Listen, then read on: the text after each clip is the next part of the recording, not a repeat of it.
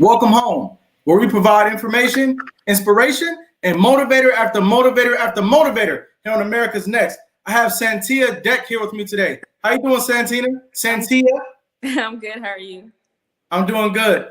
Ladies and gentlemen, we are in for a tremendous show today. Santia is not an ordinary person. She's not ordinary because she's put in a lot of hard work. She has overcome the challenges that were placed before her, and now she's in a position where her time is extremely valuable. So we want to participate, drop comments, drop questions, and really have a valuable hour today. How you feeling out there? I'm doing pretty good. That's good. Where you from, Santia? So I was born in Greenville, South Carolina, raised in Houston, and now live in Atlanta. Okay. What was it like for you growing up in South Carolina? You got the ocean right there, correct? So I was actually just born there. Like I left when I was 2, so I really didn't get a lot Okay. of time there. Okay. All right. All right. When did you leave? So I left when I was 2. I mean, not when you left. Where did you go when you left? Oh, I went to Houston. So I grew up in Houston. Mm-hmm. All right. And yeah, so I grew up in Houston, and then I moved to Atlanta when I was a senior in high school. Wow. What was it like for you growing up in Houston, though? It was amazing. I mean, Texas is just a good place to be, period. Mhm. It's very diverse. The weather's pretty good for the most part. I think being an athlete in Texas, you're bred different, you're made different. So I felt like that helped me with my athleticism. But overall, I love Houston. Mhm. For those of you who don't know, Santia is a professional football player, and she's one of the best in the world. I'm talking about American football, and that's the reason why we're starting off the conversation with sports talk. Now, Texas is known for football. Did you come from a football family? I did. All of my brothers played football, and they all were running back. So it was only Okay, natural for me to become one as well. so you're a running back. I am. All right. Did your father play football too? No, my dad didn't play any sports, and my mom, she ran track when she was like in middle school. So Mhm. we don't really know where our athleticism came from, to be honest. I was gonna say, where did it come from? You must have had a grandfather, great grandfather. I don't know. To be honest, we really don't know, to be real. Right. Come to find out, your ancestors was playing Dino Man. Maybe. I mean, shoot, possibly. You know what Dino Man is? I have no idea, but it sounds like something back. Yeah, yeah. Every neighborhood has a different name for this game that you play where somebody throws the ball, a random person catches it, and you got to try to get to the other side without getting tackled. Ah, okay. So we call that chicken. Chicken. Okay. Yeah. Let me find out your ancestors was playing chicken. Probably. I believe it. Maybe that we all can play football, so that might be why. Right. Okay. How did your brothers feel knowing that their sister could actually tag along out there? Like my sister really could be a part of this game with us. Um, I think for them, like because we played football in the backyard when we were like kids. I think they already knew that I was like different because I could keep up with them. I could catch footballs, I could run routes, do the ladder drills and everything with them. So I think I'm not gonna say they were surprised, but I think me becoming like a professional, I don't know if they expected that because it wasn't like it was a dream that I had. I was a track runner. I ran track from 7 years old to 23. So Okay. in my mind, I was gonna be an Olympian, but clearly God had other plans. But I think they're just like they're happy, but they all got injuries, or injuries. Mm-hmm. So I think they were more so worried about that part than me just being out there because they knew I could play. But they don't want I'm their sister, so they don't want me to get injured. But other than Right. that, I think they're not surprised. I mean, Right. I was out there running routes with them. Right. When you started running track, because track was a lot of people's first love, and people have different feelings about different events. So, what were your events in track, and what did you run? I was a 100-meter runner, 200, 4x1, and sometimes 4x4. Okay, so you were always fast. Yeah. Did your mom give you any tips on the track? Not really. I don't think, honestly, like, even though she said she ran track when she was in middle school, I don't think it was like clearly the same way that we ran because she was running on like dirt tracks or whatever. But Which no, was I mean, harder. I guess yeah, I'm sure it is. But I mean, well, she would try to give me tips like, you know, how to breathe and, Right. you know, form wise and stuff like that. But yeah, not too much. So, you know, that speaks to me, and I want to pass it along to the community, that you could have a star in your home right now, and you just sending them to school, telling them to have a good day. Lo and behold, just encouraging them to stay the course of the things that they get involved in can result in them becoming one of the best. You know, your father wasn't a football player. Your mother, you know, wasn't a professional track athlete, but they're telling you, Santia, go to school, do your best. I'll be here for you when you come home. Mm-hmm. To that point, what was your relationship like with academics? I did pretty good in school. Like I was one of those kids that loved going to school, but I mean, I did well, you know, I got a scholarship, so I have to do decent. Right. Now, okay, when did you actually start playing football though? Honestly, it's only been about 5 years. Really? So it hasn't been that long. Like after I graduated, maybe 6 years now. After I graduated from college, I got into flag football, and then the rest was history. Wow. So track got you in the type of shape that made you capable of playing a sport like football? Track alone, or were you doing other things as well? Nah, I was just a track runner, literally.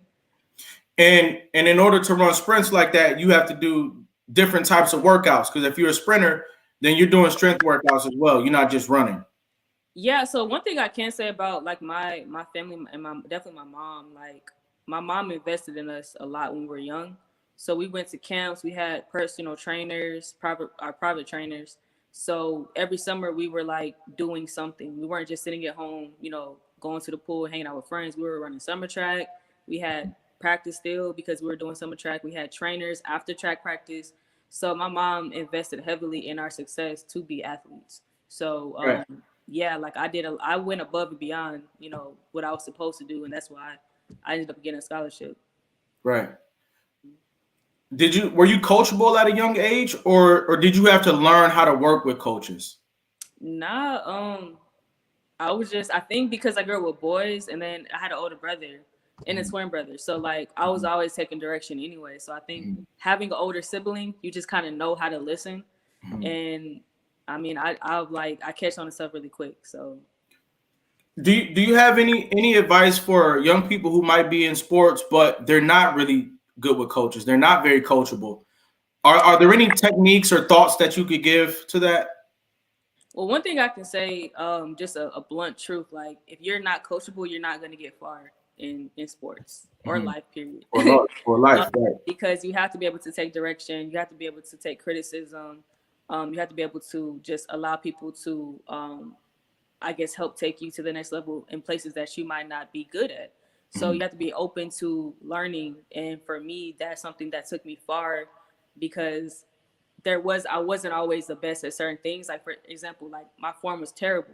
So I could have been one of those kids like, oh my gosh, I'm fast. Like I'm beating everybody. So why does it matter?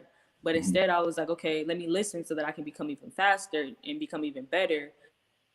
And you know, coaches always put in a good word for me. That's why I got to go to and do things because I was just a pleasant kid, period. And I listened, and I wasn't, you know, like rebellious or whatever. I felt like I was just too good. I was winning, so why did it matter? So I always had that attitude like I can be better. I want to be great, not just good.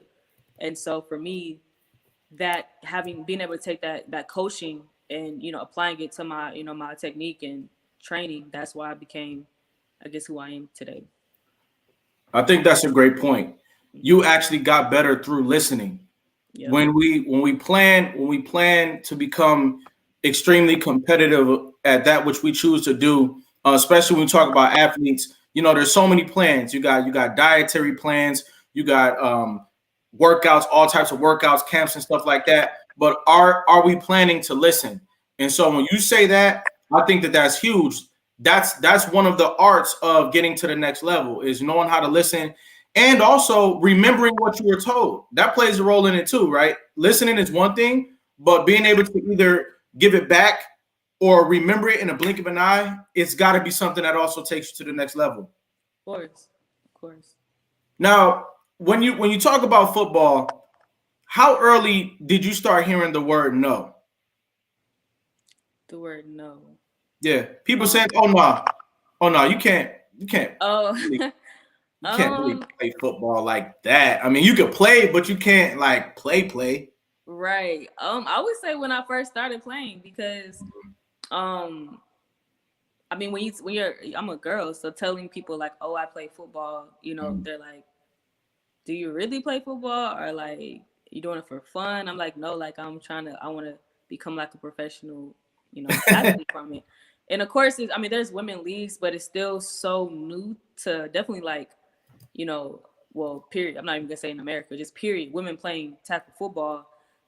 People are still trying to figure out like how I guess we fit in, when it comes to that. And I didn't even know that I know women that have been playing football for 12 years. So, it's crazy to me that it's not as big as it should be. But I think with our new league, launching and women getting paid, millions of dollars like the men, I think this is going to set a new tone for just women in sports, period. But yeah, like even to this day, like when I tell people that I play like professional football, I have to always show them. Like it's not like, oh, okay, I believe you. It's like, let me see.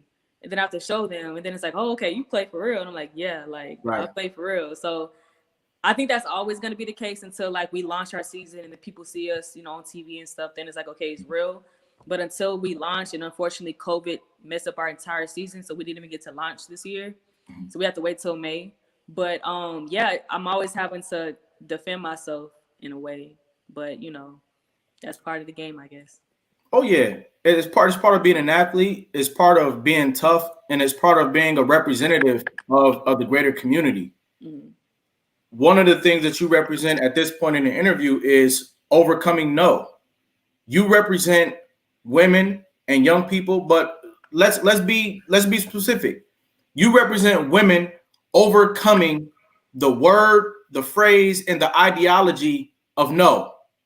Mm-hmm. And also, when you say, "Listen, guys, guys and gals, I want to come out there and play football respectfully," I'm not coming to play around with you guys. I'm coming to ball out. That being said, you guys sit back. I found a video of Santia Deck doing what it is that she does for us all to see what she looks like in action. So give me 1 second.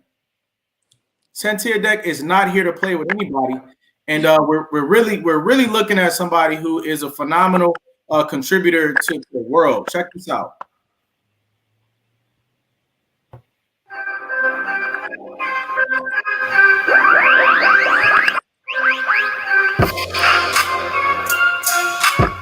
The feet were quick, the knees were high. Let's go.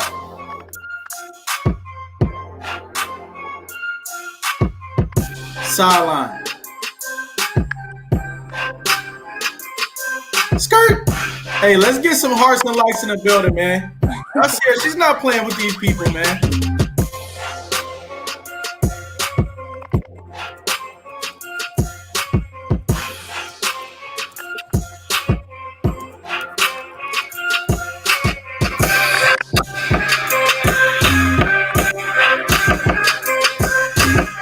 She's out of there.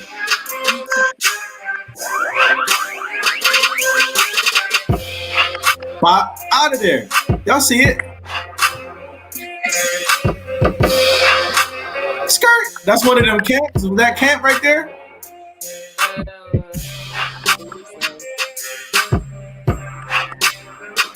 The knees were high. Y'all saw it. Skirt.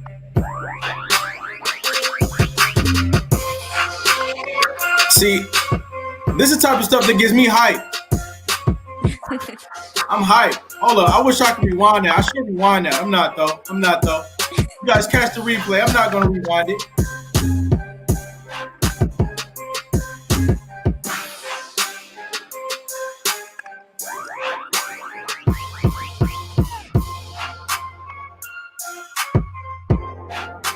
One leg. Y'all see it?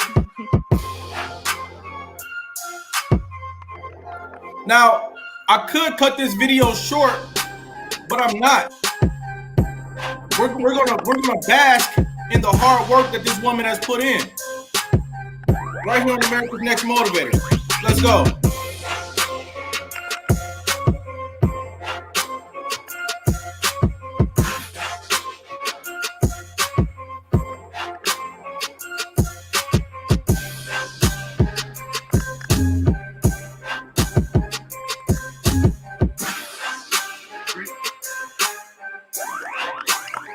I completely forgot about this video.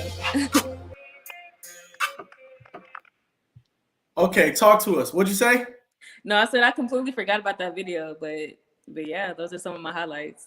Yeah. So, you know, when you say that you came to play, you're killing it out here, as Annie Keene says. You know, talk about some of those drills. What do they do for you? I mean, you flipping tires. Well, you know, some people don't understand what they were just looking at. So talk about what you were getting out of what we just saw. So most of the drills that I do are like explosive base and power and things like that. So since I'm a running back, obviously you have to be very explosive, very elusive, very quick. So everything is like fast twitch muscle. So that's what all of those drills are for. Also strength as well. And for me, like I'm tiny, I'm only like 5'1", and I weigh like 140 pounds. So all I can do is really like grow my legs. So I do a lot of like heavy leg days and things like that so that I can have that strength since I don't have the size. So I have literally, I would say right now, 4 trainers. I have one that is specifically for like track stuff, speed, things like that. One for, I would say speed and agility and drills and more football drills. One for gym work, and then one that kind of does everything. So yeah. Okay. I do a lot. And do you also invest any time into reoxygenating your body? Like I saw some images of athletes wearing a hyperbaric mask and just like refueling their body with oxygen. Do you do that as well? I haven't gotten to that yet. I'm probably gonna do that when I get closer to my season. But I do like a lot of cryotherapy, a lot of ice baths, a lot of massages, laser treatment, just all types of stuff. What is it to the ice bath? What's with that? It pretty much like flushes out, I guess, like your old blood and pretty much like puts new blood back in. So pretty much it helps with like recovery. Like it helps with your recovery time. Okay. So, and also if you're injured, it helps with that as well. So just like rejuvenating the body, getting your cells ready to go and things like that. So yeah, pretty much every athlete there is, I'm sure does cryotherapy now, to be honest. Yeah, it's a big deal. Mm-hmm. So now that video just motivated any and everybody who is involved in sports, or even people who are not even in sports, to see you doing that. Can you take a few seconds and talk to the college kids who want to get to the next level? Provide a few seconds of your thoughts for them. So I would definitely say, college, well, really going from high school to college is a whole different level. But then going from college to pro is like the biggest level that you can get to. And it definitely requires a different type of work ethic, a different type of like sacrifice and dedication. It just requires a different you, because you have to do a lot more than you probably ever thought you could do or would do.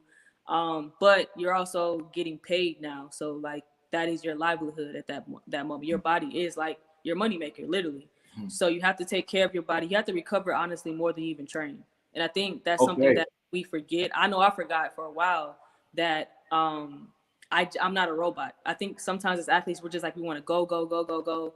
But you do have to rest, make sure that you're getting like the proper recovery time. You're taking care of your body. You're putting the right nutrition into your body. I literally made a decision at 8 years old that I was going to eat healthy. I remember before that I was a kid. I was eating candy, McDonald's. And I remember we started running track at 7. And I told my mom, like, Mom, I want to be the best. So I don't want to eat candy anymore. I don't want to drink soda anymore. And since I was 8 years old, I haven't done that. So, it depends on how bad you want it and what you're going to sacrifice. That's what it's all about at the end of the day. Santia, first of all, you're motivating everybody out there. Cordell Davis said, I could never. He's a grown man. Orlando Riley says, I'm getting motivated. He's a grown man. So you are having an overall impact on the whole world right now, and I think it's so cool. Now, can you talk to us about a time when you didn't think you could meet the expectation, but not only did you meet it, but you exceeded it? Can you talk about a time that you did that? Yeah, literally last year was literally life changing for me. Literally, my life did a 360 because all 2019 I was training for rugby. I played rugby as well, so Okay. I was training for the Olympics. I was an Olympic hopeful. I kind of got through into rugby. Like I went to a practice. The coach was like, "Oh my gosh, you should just go and try to be in the Olympics at this point." Yeah. And it was only Wow. like my second training, but he just saw that potential or whatever. And so next thing I know, I'm on this Olympic journey. I was going to New Zealand, to Australia, to London, like learning the game because that's where it's big at. So I was going, trying to train, trying to get knowledge.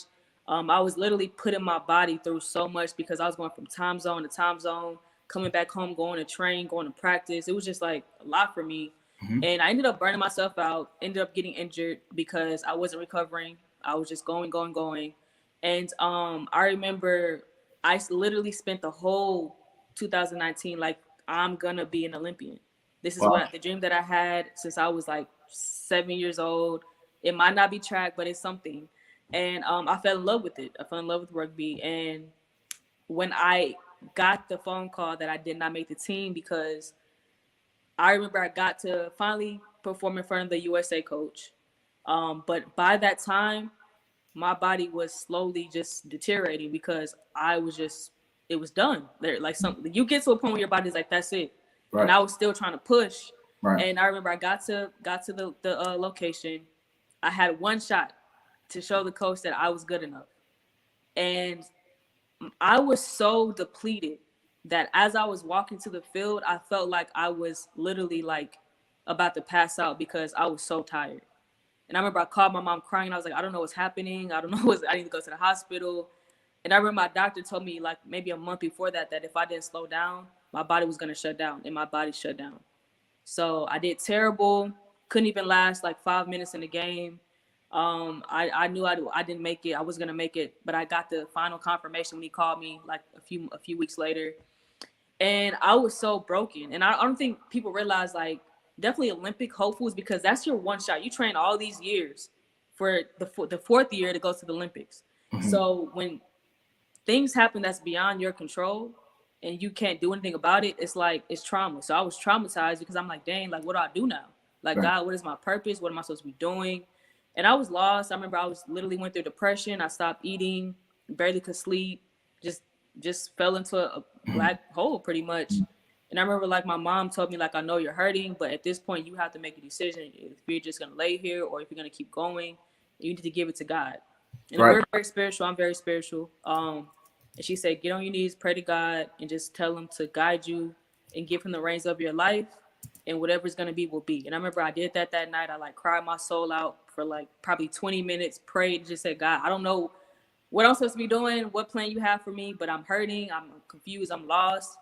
And I remember I just gave it to him, and I felt like I lifted like 100,000 pounds off of me. And I remember like literally maybe 2 months later, I got a call from the WFLA, which is the professional league I play in right now. And she offered me something that I couldn't refuse. And now I'm playing professional football. So you never know what God has planned for you. Absolutely. Ladies and gentlemen, and Santia, this is the moment where you are a compelling story for any and everybody on planet Earth. This moment right here, you may have fallen down, but you got back up. Not only did you get back up, but you achieved a higher level than you could have ever imagined once you decided to get back up. And you took it to God, you took it to your parents, you took it to your family. You didn't do it by yourself. Mm-hmm. But recovery is key. Like you said, recovery in all aspects of your life, inside of sports, outside of sports. How much attention do we pay to recovery? You working hard out there. You work your fingers to the bone. You work your feet into the ground. Do you take time to recover? You read book after book after book after book after book. Do you take time to recover? Your body is constantly producing adrenaline and all the other endorphins that it takes for you to operate at a high level. Do you ever take time to recover? And so that's the value that she's given us today. You recovered and then you excel. And so when you talk about professional football, did you have any people that you looked up to? Any football players that you thought were good people to pattern yourself after? I would say my idol is probably Barry Sanders, for sure. Barry Sanders, huh? Yeah. And I definitely Alvin Kamara as well, Saquon Barkley. You know, all of the like super elusive players. Mm-hmm. Those are like definitely people I look up to. You represent supreme balance. You represent supreme balance. The way that you anchor in your beliefs, you look around for where you can learn and how to get better, and then you go out there and do it. That's phenomenal. Barry Sanders is in a lot of people's top 5 of all time, you know? And now here you are. If I'm not mistaken, you're the highest paid female football player right now? I am. Nice. Nice. Ladies and gentlemen, let's get some hearts and likes in the building right now for achievement. You know, she represents achievement today.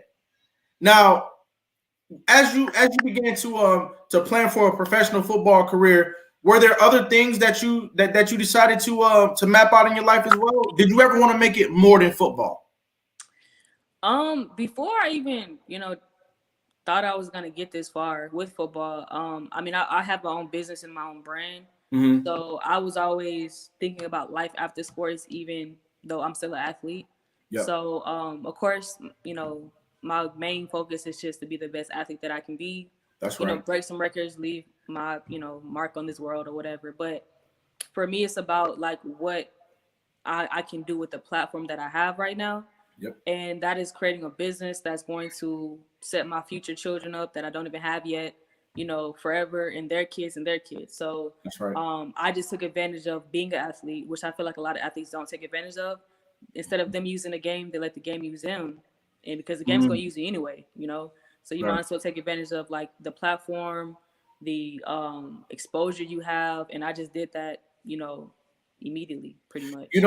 What I really like about what you're saying is that you're like, okay, I'm here now. How can I make it the absolute best that I can possibly make it? Mm-hmm. You don't say, I'm here now, let me relax. Right. You say, I'm here now, I still want to be the best. And that is what makes you a phenomenal representation of the football league that you're playing in today. Emery Curry says he has a support system, which is very important. Absolutely. Absolutely. You decide your decision to continue to get better and better. Like you just said, my focus is being the very best football player I can possibly be, is going to carry over into every aspect of your life. And it's going to make you perpetually a positive influence on the world. Ladies and gentlemen, we'll be right back after a brief message with more from Santia Deck.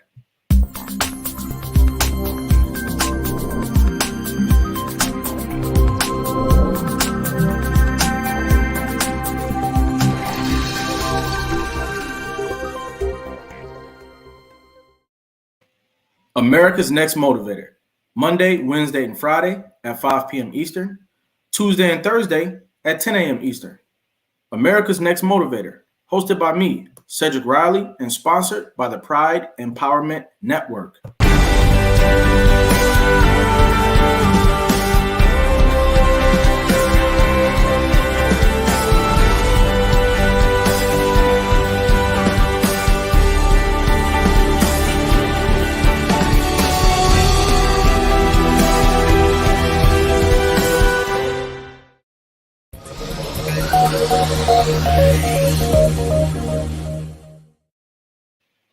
And we're back.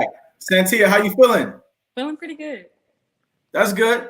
Now, Santia, is that a Latin name? Did that come from Latin? It actually did. Yeah? Okay. It means saint, I think, in Latin, yeah.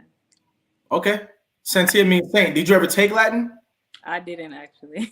Okay. Yeah, I noticed the root there. So your name literally means saint. Your name literally means you're going places. Take notes, everybody. So now, outside of sports, you decided to start your own business, which led to you making more history. It's just more and more history out of you today. What was that endeavor, and can you unpack it for us? Yeah, so I decided to create a shoe company. Well, let me say this. 2 years ago, I was an ambassador for another shoe company, and pretty much I did really well selling their shoes. And then like the designer came to me one day and was like, "Hey, we should create you like a signature shoe, and you can sell that, and it can be like your shoe under us." And I was like, "Yeah, that sounds cool."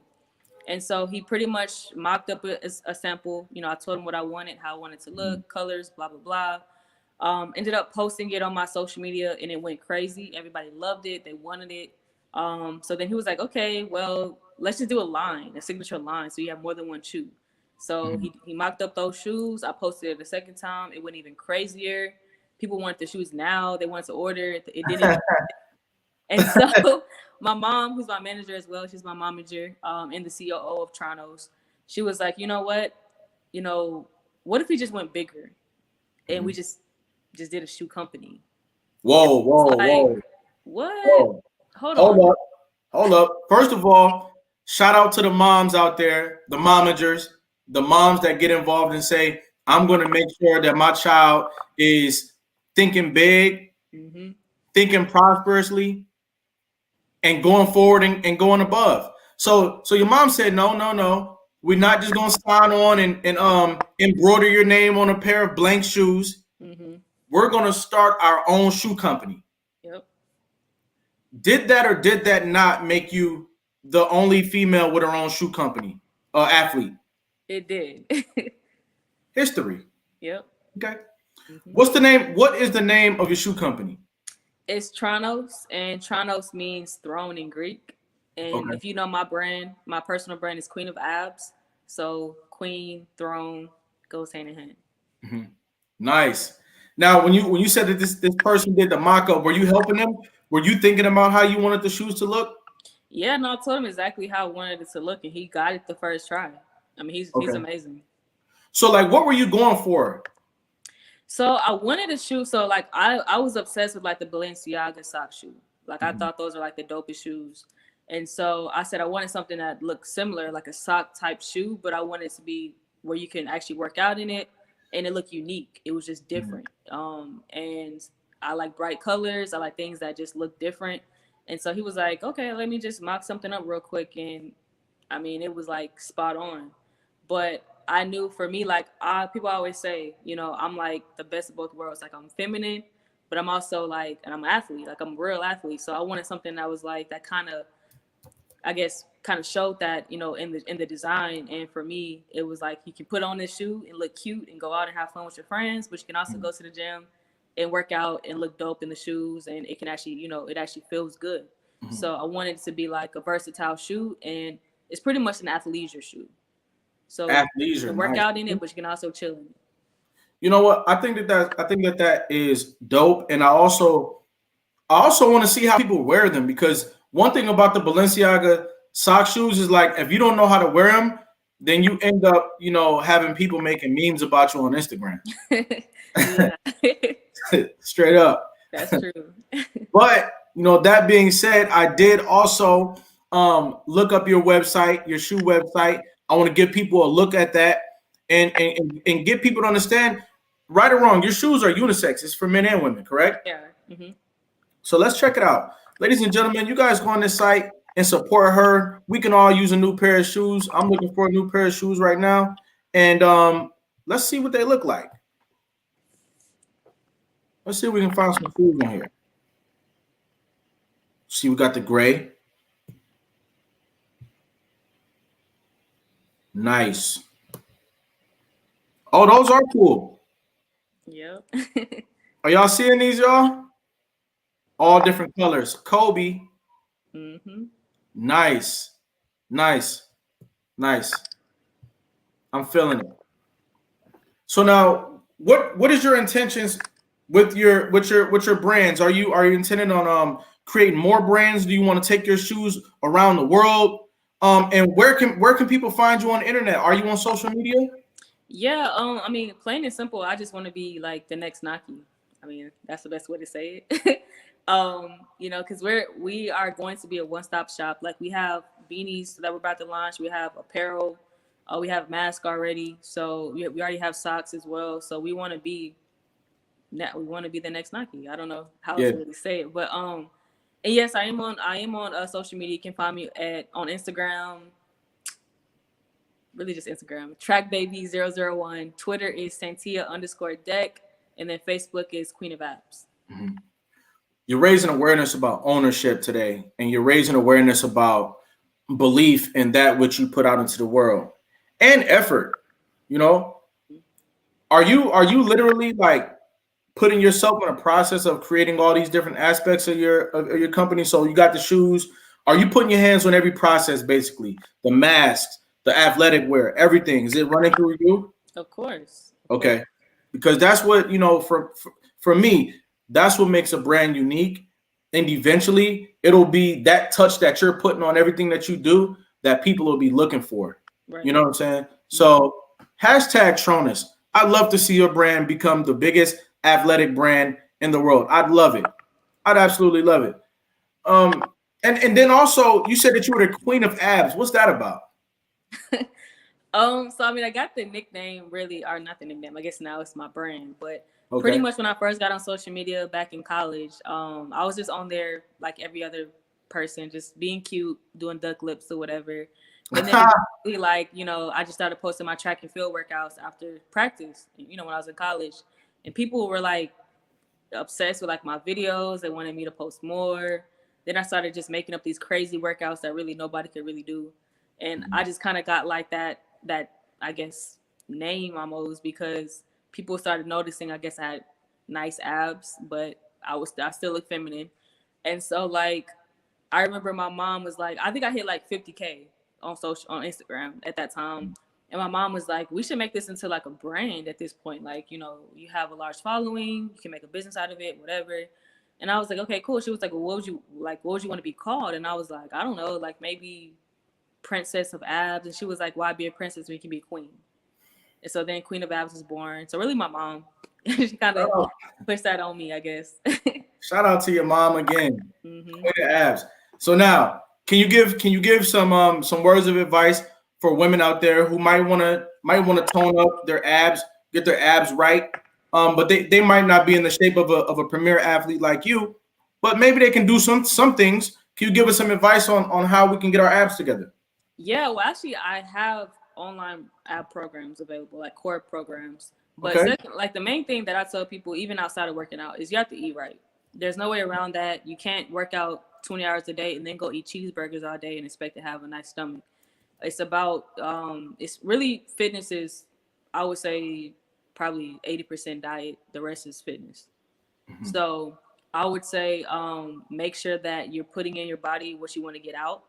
So making sure that you're balancing stuff, you're portioning stuff, you're actually eating carbs, because if you don't have enough, carbs in your body body starts going crazy, goes into starvation mode. Then you're just storing fat at that point. So you're not even really losing weight, you're gaining weight at that point. So making sure that you're eating enough. I don't think people say that, because people are like, oh my gosh, you need to stop eating. I that's the whole thing. If like, I guess in losing weight is like, I need to stop eating. Right. No, probably eat more, but portion it, if that makes sense. So diet, and then going to the gym, you have to get in there as well. Make sure you're doing cardio if you want to cut as well. And to be honest, if that's something that you're really serious about, invest in a trainer. I would say that, or invest in an online program and get an accountability partner. I can't even talk right now, guys. I'm sorry. Get an accountability partner that can kind of keep you on track. And just always remember what you're doing it for. You have to have like a why. You just can't do it just because you just feel like you want to do it one day, because then you'll eventually stop. But if you have like a goal that you set, or if you have a certain person that you want to look like, which I don't recommend because sometimes that's unrealistic. Right. But if you have body goals, then keep that on your wall, keep that on your screensaver, just look at that every day and use that as motivation to keep going. What can we find in your online programs? So with my online programs, you get a meal plan, you get a detox, and then you also get videos to follow. So you're actually watching me do the workouts. So it's almost like a DVD. And the workouts you can do at home, so you do not need a gym, which is obviously important right now during the pandemic. Right.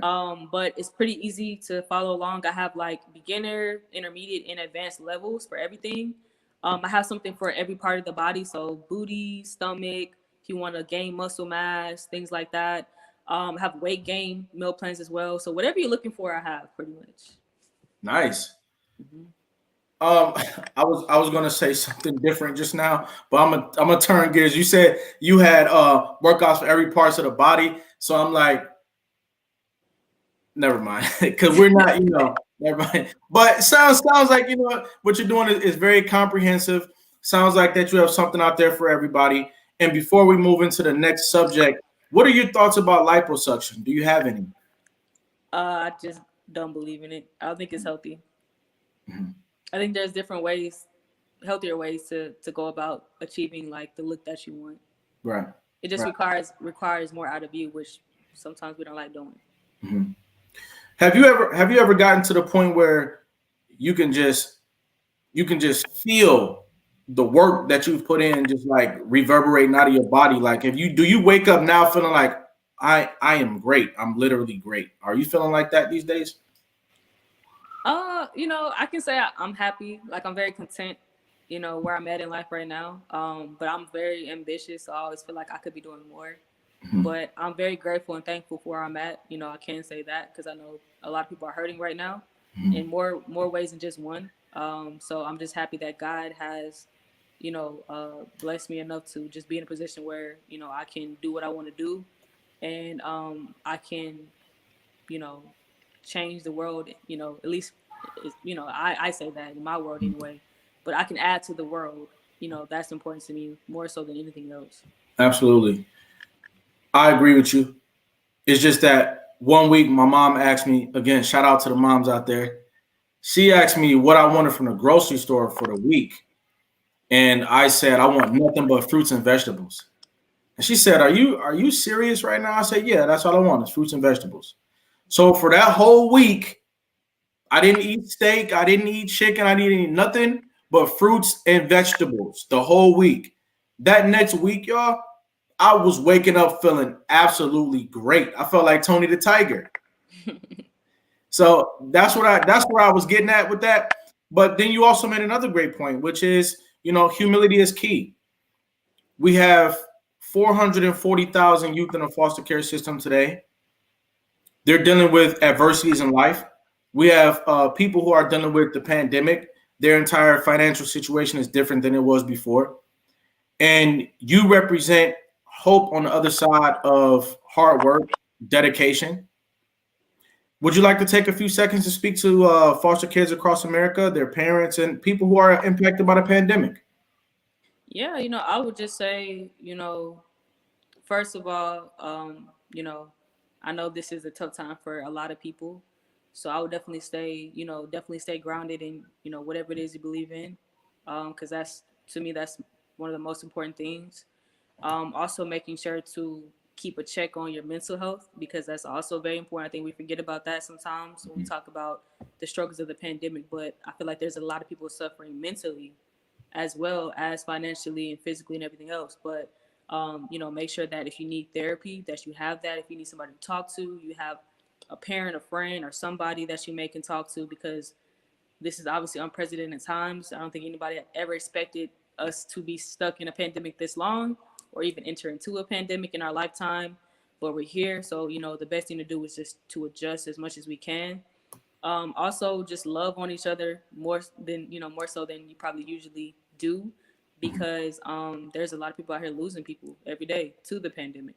And I would also say, definitely to people that are trying to figure out what to do and how to become better. Once this is over, like do all the things that you didn't have time to do, whether that's reading a book, writing a book, starting a business. Getting a better body, whatever it is you want to do, go vegan, go keto, whatever you want to do. I would say do everything that you want to do so that you're a better person after this and not just waste this time. Um, and I would just say, just continue to take care of you. Put yourself first. I know everybody's always trying to help each other or help other people, but sometimes we don't take enough time to love on ourselves and take care of ourselves. So make sure you're taking time out for yourself as well. And parents, I would say definitely right now, since kids, I mean, I feel so bad for children because they've went to, from going to school every day, seeing their friends, seeing their teachers, to literally watching watching each other over video chat or I don't know, from inside and somebody's outside or That's right. whatever. So they're having a hard time adjusting. So also check on your kids. You know, just don't leave them on their video games all day, on Instagram all day, because they're going through a lot too. You know, this is new for them and they're young. So I would Right. say make sure you're pointing to your kids, loving on your kids, you know, creating, you know, something that you could pass down to your kids as well, you know, helping them, you know, fulfill their dreams and their, you know, their goals as well outside of, you know, school. And yeah, just take care of yourself, man. This is a crazy This is time. different. That's the best way Yeah. to say it. Yep. This is different. This is definitely different. Mm-hmm. And I think that we have been intimidated at the concept of mental health for decades. You Mm-hmm. know, I think that we've avoided it. Yep. I see that we definitely go the other way when people start talking about mental health, counseling, even accountability partners. There's people who will run away from you when you talk about accountability. Yep. But the time is upon us to embrace it, to tell your story, Mm-hmm. to find a sounding board, let it all out. You know, let people know about your challenges, let people know about the things that you're trying to do. And then once you get it out, you can get out there and you can proceed. That's what this is all about, proceeding. So now, where do you see yourself in 2021? What's going to be happening in the world of Santia Deck? Let's go. Um, man. Well, hopefully, like the world will be semi back to normal, our new normal or whatever. So hopefully I'll be playing football. So you guys will be able to see me in action. Hopefully in May. Also by then I hope that TRONUS would have definitely became like a household name, so Mhm. that people all over the world know about it. And not just here in the States. Um, I hope to, you know, definitely just have continued to grow as a person. So just become, you know, even stronger mentally, physically, emotionally, spiritually, all of that. And I hope to just continue to make more history and inspire more people to be great and reach their greatness and their potential, and just ultimately just successful and happy, you know, at peace. Absolutely. Absolutely. Have you thought about writing a book? Have you written a book? I wrote a book when I was in high school. Okay. So I wrote it in high school, got it published when I was a sophomore in college. And it's actually about child abuse. So it's like completely like left field. It has nothing to do with like track baby or anything else. And I Mhm. wrote the book. It has nothing to do with my life. I had friends when I was young that were being abused at home or by other people. And they used to tell me their stories. And so I just felt the need to kind of like write, kind of be a voice for them, since they really couldn't talk about it openly anyway. And I Mhm. changed the names and it changed the characters or whatever. It just kind of made it into my own thing. But it's about, you know, child abuse, and it's about a little boy. Funny, it's about a little boy who had a dream to go to the NFL, and but he was being abused at home. And so it's about how he kind of got through that and his trials and tribulations and things like that. So yeah, Awesome. What's the name of the book? it's called The Struggle. Okay, struggle. Mm-hmm. Ladies and gentlemen, look for that book out there. I find it very intriguing the way that you represent balance, motivation, power, and leadership. So you looked around and saw that your peers, friends were going through something, and then you decided to write a book about it. Yeah. I think that's great. I think that that's great. Philanthropy. Do you have any thoughts about philanthropy? And where do you see philanthropy playing a role down the line in your career? I think that's honestly the most important thing that in anybody's career. You know, to Mm, be honest, like giving back is important. you are different. Yeah. Now let's get some hearts and lights in the building for Santia. That you speak with a modest tone, but the things that you're saying are different than what a lot of other people would say. Mhm. Um, and I agree with you 100%. Philanthropy is potentially the most important part of anybody's career. Go Mhm. ahead, proceed. Yeah, so no, I definitely think that's the most important thing. That's what gives me the most joy. Like I do a lot of speaking to children and women and things like that. And a lot of it I do for free. A lot of it I do just to give back, because I just feel like I've received so much in my life that I need to just give that back and inspire somebody else, and hopefully touch somebody else to do the same thing. I'm also actually tomorrow I'm going to feed the homeless out here in Atlanta, so that's going to be, you know, something that's fulfilling for me as well. But people always ask me like, what gives you the most joy out of everything that you do? And I always say like, when I get to speak to children, because like I just remember a few times where like I went to speak to kids, and some of these were kids in like, you know, bad areas, or kids that are considered bad kids or whatever. And I just remember like, you know, it was this one girl that came up to me at the end, and she was in tears, and she was like, man, I was gonna drop out of school, you know, because I had to. She said she was taking care of her little sister. Her mom was on drugs. Her dad wasn't around, and she said I was gonna drop out of school, but she just motivated me to stay and, you know, be an inspiration to my little sister. Mhm. And I just remember like that was like the aha moment in my career. Like, man, this is what it's for. If you were looking for a purpose, or like, why are you supposed to be doing all this? This is what it's for, to teach these kids, you know, or show these kids that that success is possible.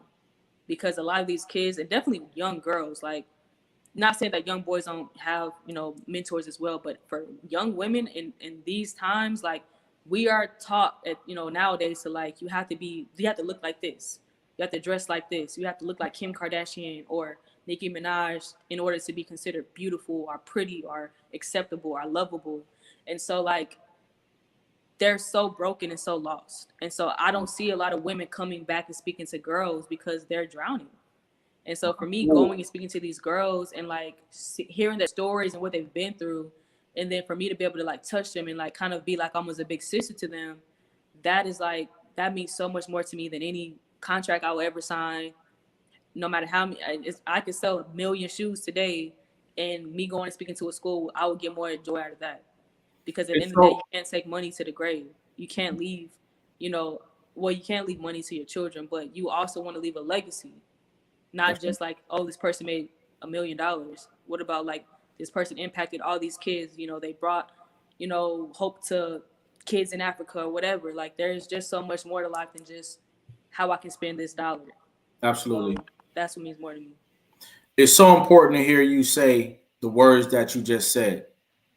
Um, I'm really feeling the thing that you're saying right now, because I know that it's true, you know, and she's speaking facts, y'all. If you decide to go out here and tell your story to young people, you'll be surprised who comes up to you in appreciation. Mm-hmm. Young people and grown people. It's not all just children. We need to hear each other's stories. And so as we round third base, I just want to say thank you in advance to you, Santia, and thank you in advance to all of our supporters out there who intentionally tuned into this episode for a historic conversation with somebody that is going to be around. You know, her legacy at least is going to be around for the next several decades, y'all. And she stopped by here to talk to us today. Now, I got a couple questions for you as we round third base here. The first is, what is survival to you? Survival is doing what it takes to either keep a dream alive, keep your legacy alive, literally fit like keep yourself alive. Right. You know, but I also feel like survival is what keeps is really what break or what makes or breaks people sometimes as well. Mhm. So sometimes I feel like in those dark moments when you are kind of in survival mode, you know, that's what makes, you know, strong leaders. That's what makes, you know, the best athletes, the best business people, the best just humans, period, when you go through that type of struggle. So for me, it's about, you know, I always think about the strongest survive. That's always in my mind when I'm, you know, going through life. So to me, when I hear that word, that's what immediately comes to my mind is like the strongest survive. So you can do whatever it takes to keep something alive, whether it's yourself, a dream, your family, That's right. whatever, you know. That's right. What is success to you? Success is achieving whatever it is God puts you on this earth to achieve. What is greatness to you? Greatness is achieving a high level, um, to me, of self accomplishment and self. I guess. Ooh, hold on. I gotta think about that one. Yeah, I guess it's just about whatever your goals are, because everybody's, I guess, definition of greatness is probably different. But for me, I would say greatness is, you know, achieving a part of success that you probably didn't know that was you were capable of. and doing it at a high level. I don't know. Absolutely. You did a great job today. I think you're a shining example for a lot of people growing up out here in the world. And I think that's about it for us today. I want to let you know that I've listened to your journey. I've been inspired by your story, the way that you overcame adversity. You kept going and going and going and going. And I think that you're ahead of your time. I want to give you your respect while you can still acknowledge it. And ladies and gentlemen, get your crown emojis ready because I want to give you a crown today while you're still living. Give you a crown today. Thank you. I appreciate that. For sure. I want to let you know, Santia Deck, let the world know that you are America's next motivator. Thank you. I really, really appreciate that. That means a lot. And I just hope to continue to touch as many people as possible. Absolutely. You got crowns coming in all across the world. I really appreciated you today. Thanks for stopping by today. All right. All right. Thank you. All right. You're welcome. Ladies and gentlemen, there you have it. Each and every episode of America's Next Motivator is going to have something here for you. All you've got to do, just like you did today, is stop by and pick it up.